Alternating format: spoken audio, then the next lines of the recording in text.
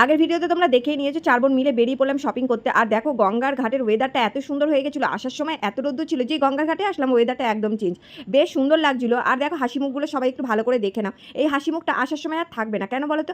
আমার দিদি অটোমেটিকই রেগে যায়, ওকে একটু রাগ দেখালেই মানে ওকে একটু কিছু বললেই ও ভীষণ রেগে যায়। তো আমরাও রাগাতে খুব মজা পাই। তো 2 বোন মিলে ওর পেছনে কীভাবে লাগি সেটা দেখতে থাকো।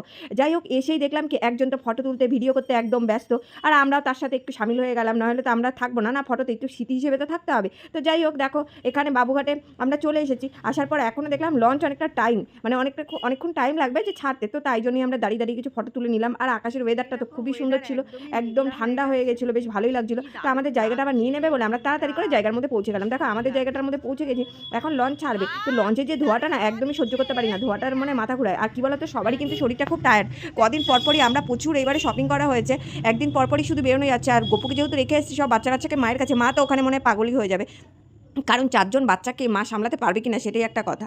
তো যাই হোক, মা তো সামলাবে না, মাকে ওরা সবাই সামলে নেবে। আর আমাদের লঞ্চ ছেড়ে দিয়েছে, আমরা এখন চন্দননগরে যাচ্ছি, মানে ওপারে। আমাদের গোষ্ঠী শুদ্ধ শপিং তো শেষই হয় না, আমরা এপার ওপার সেপার সব পারে ঘুরে আমরা শপিং করার চাই। দুর্গাপুজো আসলে একটু ঘোরাঘুরি না করলে কি আর ভালো লাগে বলো? ঘোরাঘুরি তো করতেই হবে। আর গঙ্গা দেখতে দেখতে অনেকদিন পর গঙ্গায় আসলাম, বেশ ভালোই লাগলো। জলটা দেখে মনে হচ্ছে কি ঝাঁপ মেরে দিই, স্নান করলে তো মানে ঢুকেই যাবো। আমরা তো সাঁতার পারি না, এক দিদি ছাড়া তো আর কেউ সাঁতার পারি না। আর এ তো আরও আবল দেয়, তো আরও সাঁতার পারে না, ওকে মাঝ গঙ্গা ছেড়ে দিলে তো ঢুকে যাবে। এ কিন্তু খুব ভালো সাঁতার পারে, কিন্তু এই রেগে যায় বেশি, জানো তো? এ পুরো কালিমাই, যখন রেগে যায় না পুরো কালিমাই হয়ে যায়। তোমরা দেখবে খালি ও রিয়াকশান দেখলে না তোমরা পাগল হয়ে যাবে। আমি একটু স্টাইল করে নিলাম। যাই হোক, দেখতে তো অনেক দিন খারাপই হয়ে যাচ্ছে, কিন্তু কী আর করা যাবে? খারাপ হলেও তো ফটো তো তুলতেই হবে, খারাপ ওই ভালো ওই ফটো আমাদের তোলা চাই।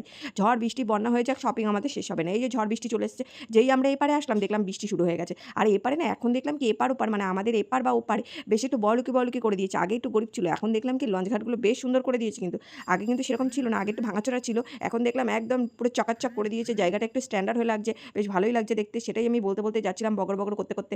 যাই হোক, সেই কথাগুলো আর দিলামই না, তোমাদের সাথে শেয়ার করলাম না।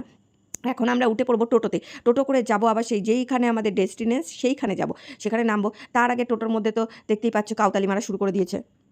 এখন লঞ্চ ঘাটটা পার হবো, তাই জন্য আমরা চলে গেলাম, এখন লঞ্চের ঘাটের সামনে চলেই এসেছি। আর চলে আসার পর দেখতেই পাচ্ছ ও একজন হাতের হাত মিলিয়ে হাঁটতে হচ্ছে, আমাদের একটু আগে পেছনে হাঁটলে হয় না, একসাথে সুন্দরভাবে আমরা হাঁটাহাঁটি করবো। তো যাই হোক, লঞ্চ ঘাটটা দেখলাম কি বেশ সুন্দর করেছে, এখন আবার স্ট্যান্ডার্ড বড়লোকি জায়গা করে দিয়েছে ভাই। জানো না, আগে ছিল 8 টাকা টিকিট, মানে না আগে ছিল 5 টাকা টিকিট, এখন হচ্ছে 8 টাকা। দুদিন পর কিন্তু 10-15 টাকা হয়ে যাবে, কারণ কেন জানো তো? জগদ্ধাত্রী পুজোর সামনেই আসছে, তাই জন্য। লঞ্চ ঘাট পার হয়ে যাওয়ার পর বেশ ভালোই লাগলো। আর গরিব ছিল, এই জায়গাগুলো ছিল না। হ্যাঁ, আমরা ওই জায়গাটা গিয়ে দাঁড়াই, এইখানটাটা অনেক বছর, মানে 1-1.5 বছর পর মনে আসলাম। আমি অনেক দিন পরই এসেছি, কারণ গপু ছিল বলে আমি আর আসতে পারিনি। যাই হোক, টোটোতে উঠে গেছিলাম, টোটোতে উঠে ঝামেলা শুরু করে দিয়েছি। কী নিয়ে ঝামেলা শুরু হয়েছে দেখো, টোটোতে ওঠার পরই একজন বলছে আমি এই পাশে বসবো, মানে এই সাইডটা দুজনেই না বসলে আমাদের আবার মাথা ঘোরায়, জানো তো? এত ঘুরছি মাথা, কোন দিন ভনভন করে ঘুরতে রাস্তায় না পড়ে যায়। শপিং করার আমাদের চোট বিশাল কিন্তু, জানো তো? প্রত্যেক দিনই বেরাচ্ছি, প্রত্যেক দিনই বাচ্চা কাচ্চা রেখে দিয়ে প্রত্যেক দিনই শপিং করা ভাই চাই, খাই চাই না খাই শপিং করা চাই। তো 3-4 জনে মিলে যেহেতু গেছি, ঝামেলা হবে না মানে? আমাদের তো ঝগড়াঝাটি লেগেই থাকে, সারাদিনই ঝগড়া করি আমরা। আবার 2 দিন পরে একটু পরপরই ফোন করে, কি জানি কি ভাই বুঝেই পাই না। তো ভাই বোনের ঝগড়াটা বেশ ভালোই লাগে। তারপরে এ একদিক দিয়ে ভিডিও করা শুরু করে দিয়েছে, এই যে ও বলছে আমাকে ভিডিও করো, ও নিজের সেলফি ক্যামেরা দিয়ে নিজেই সুন্দর করে ভিডিও করছে। তারপরে দিদিকে বললো আমাকে একটুখানি ফিল্টার দিয়ে ভিডিও করিস, নইলে আমাকে আবার ভূতনি পেঁচির মতো লাগে ওকে দেখতে। আবার তা ভূতনি পেঁচির মতো লাগলে তো হবে না, একটু লোক সমাজে তো সুন্দর দেখা যায়, তাই না? আমরা তো আর খুব মেকআপ টেকআপ করে বেড়াই না, আমরা ন্যাচারাল যেইটুখানি সুন্দরী বলে সেইটুখানি সুন্দর, অ্যাকচুয়ালি তো আমরা সুন্দর না। তো একটুখানি ফিল্টার না মারলে আবার হয় না, তাই জন্য একজন ভিডিও করতে বলেছে, আরেকজন ভেবেছে আমাকে ভিডিও করছে। ও দেখো একদম সুন্দরভাবে পোজ দিয়েছিল, হাসি টাসি দিচ্ছিল। যাই হোক, ওকে ওর ফোন দিয়ে দিল, ও আবার একটুখানি নাচানাচি করে দেখো সুন্দর করে ভিডিও করছে, দেখতে পাচ্ছে। এই ভিডিওগুলো সব তোমরা ইনস্টাগ্রামে দেখতেই পারবে, ওর ইনস্টাগ্রাম চ্যানেলে ও যেহেতু ছাড়বে। সুজলা মণ্ডল, আবার পরিমণ্ডল রয়েছে, উত্তম মণ্ডল, যাই হোক অনেকগুলো ওদের আইডি ভাই, অনেক ব্যাপার স্যাপার।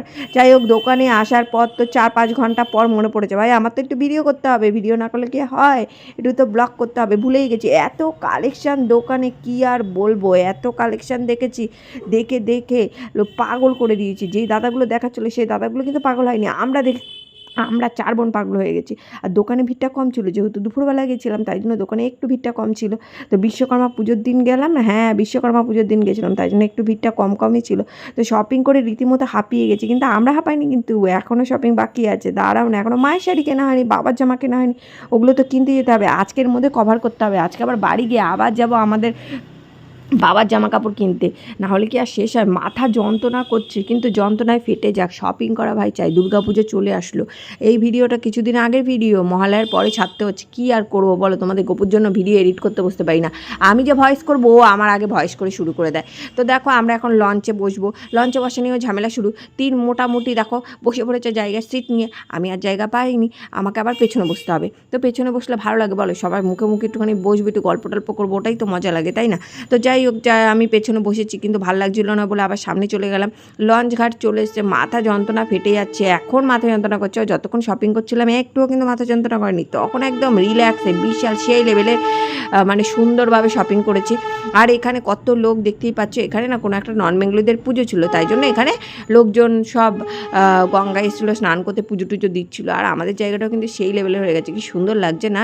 মনে হচ্ছে একটুখানি কলকাতা চলে এসেছি, কিন্তু আমরা তো প্রপার কলকাতায় থাকি না, বুঝতেই পারছো, একটু গ্রাম এলাকায় থাকি আমরা, বন জঙ্গল আমাদের চারপাশে থাকে। তো আমরা বড় মা ঠাকুরকে পুজো দিয়ে দিলাম, নমস্কার দিয়ে আমরা আবার নিজেদের জায়গায় চলে যাচ্ছি। এখন হাঁটতে হাঁটতে বাড়ি যাবো ভাই, ভাড়া মারা নেই, সব শেষ হয়ে গেছে, কারণ এত জামা কাপড় কিনেছি, কারোর কাছে ভাড়া নেই। তাই বললাম চল হেঁটেই যাব, 40 টাকা বেঁচে যাবে। 40 টাকা বাঁচিয়ে আর লাভ কি? বাড়ির সামনে গিয়ে যদি কোল্ড ড্রিঙ্কসই খেয়ে নিলাম 40 টাকা, আর বাঁচিয়ে আর লাভ কী হলো বলো? 40 টাকা বাঁচিয়ে গেলাম, বাড়ির সামনে গিয়ে কোল্ড ড্রিঙ্কস খেয়ে নিলাম। আমরা কি বলবো, আমাদের এপারে আসার পরই না জোরদার পেয়ে গেল খিদে। আর দেখো বেলা কটা বাজে, খিদে তো পাবে, 12টায় বেরিয়েছি, এখন প্রায় 6টা সাড়ে 6টার কাছাকাছি হবে। তো এই জন্য খিদেও পেয়ে গেছে। এখন আমি তো বগর বগর করতে করতে সামনের দিকে ভিডিও করতে করতে হেঁটে যাচ্ছি। মা দেখি কি, এরা দেখো না লিট্টির দোকানে দাঁড়িয়ে পড়েছে। এই কাকুটা কিন্তু লিট্টিটা হেভি ভালোবাসে। এখানেও ঝামেলা, এ বলে আমাকে একটু চাটনি বেশি দাও, এ বলে আমাকে একটু ঘুগনি বেশি দাও। তো এই নিয়ে খাওয়াখাওয়ি করলাম, বেশি একটু খেলাম, সবাই মিলে খেয়ে দিয়ে ব্যাস ওর পেছনে লাগা শুরু হলো। ওর পেছনে কেন, ওকে বলেছি তোর জামাগুলো ভালো লাগেনি, সব বিচ্ছিরি টাইপের জামা কিনেছিস, হিন্দুস্তানি তোকে মাওড়ার মতো লাগবে, যত সব বাজে বাজে কথা হয় ওকে বলে দিয়েছি। ও বিশাল রেগে গেছে, একদম পারলে আমাদের চুলের মুঠি ধরে তো রাস্তার মধ্যেই মারামারি শুরু করে দেয়। কিন্তু কী আর করা যাবে, আমরা তো আগে আগে দৌড়াচ্ছি যাতে আমাদের ধরতে না পারে। কী কী কেনাকাটি হলো পরের ভিডিওতে তোমাদের সাথে শেয়ার করছি। কেমন লাগলো ভিডিওটা জানিও। চলো টাটা বাই বাই, সবাই সুস্থ থেকো, ভালো থেকো। শুভ মহালয়া চলে গেছে, তারপরে শুভেচ্ছা জানাচ্ছি।